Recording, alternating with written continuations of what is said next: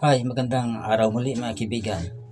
Sa video ito ay atin na naman bigyan katugunan ang tanong ng isa sa atin mga taga-subaybay. Ang tanong niyo po ay ganito: meron daw po siyang asawa at meron silang isang anak. Subalit, madalas po hindi daw sila nagkakaintindihan at sa kasamaang palad, mantong sila sa hiwalayan. Matagal na daw silang hiwalay. Almost 10 years na daw silang hiwalay at matagal na rin silang walang pakialaman sa isa't isa. As a matter of fact, mayroon na daw ibang babaeng kinakasama ang kanyang asawa. Now, ang tanong niya, since matagal na silang hiwalay at matagal na rin walang pakialaman sa isa't isa, tinatanong niya kung pwede na daw siya magpakasal sa iba. Well, atin pong sasagutin yan bilang gabay lamang and just for academic discussion purposes only, at hindi po ito dapat na maituring bilang isang serbisyong legal. Sa kaso ng atin taga-subaybay, tinatanong niya kung pwede na daw siyang magpakasal muli since matagal na silang mag-asawa. Sa atin pong batas, hanggat hindi pa napawalang visa ang nauna niyong kasal, kayo po ay pinagbabawalan na magkaroon ng subsequent marriage. Ang ibig sabihin, hindi po kayong pwedeng pakasal sa iba. Article 45 of the Family Code of the Philippines enumerates the different grounds for annulment of marriage. Number 1, lack of parental consent for parties aged 18 to 21. Then, insanity, fraud, force, intimidation or undue influence, physical incapacity to consummate the marriage. Like for example, yung lalaki ay impotent, pwede po maging ground for annulment of marriage yan. Then, serious or incurable sexually transmitted disease. Sa mga nabanggit ko po ay yun lang ang different grounds wherein the marriage can be declared null and void.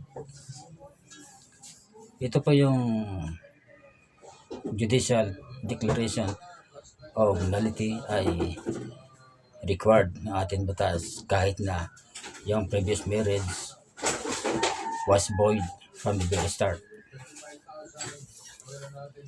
So long as existing pa ang inyong kasal, hindi po kayo pwede magpakasal muli sa iba. Article 40 of the Family Code of the Philippines state that the absolute nullity of a previous marriage can be invoked only for remarriage if there is a final judgment declaring the marriage void.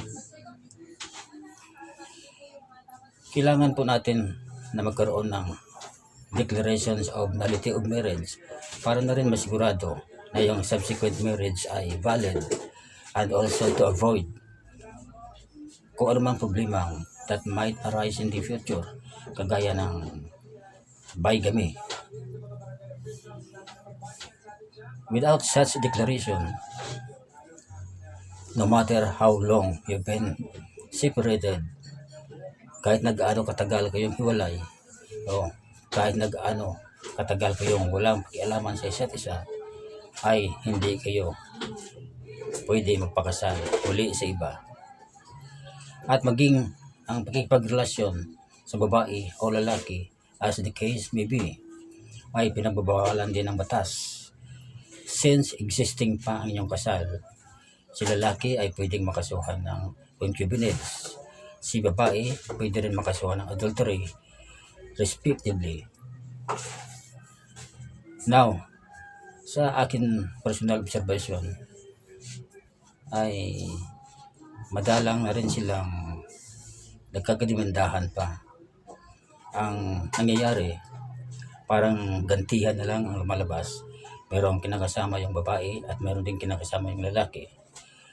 At ang masama pa rito, yung adultery sa concubinage ay considered na private crime. Meaning, only the offended spouse can file charges against the offending spouse. Kaya parang wala nang demandahan ang nangyayari sa kanila, gantihan na lang. But the bottom line is that hanggat hindi pa napawalang bisa ng korte ang inyong previous marriage, kayo ay hindi pwede magpakasal muli sa iba. Yan po ang maliwanag na sinasabi ng ating batas sa kasalukuyan. Sana po nakatulong ako sa inyo at sana sa nagtatanong nasagot ko ng maayos ang inyong katanungan. Disclaimer lang po, hindi po ako abogado, subalit law graduate naman ako kahit paano. Now kung nagustuhan nyo ang ganitong klaseng content, kindly subscribe to my YouTube channel, share and like my videos, and don't forget to click the notification bell for more updates on my upcoming videos. Maraming salamat po.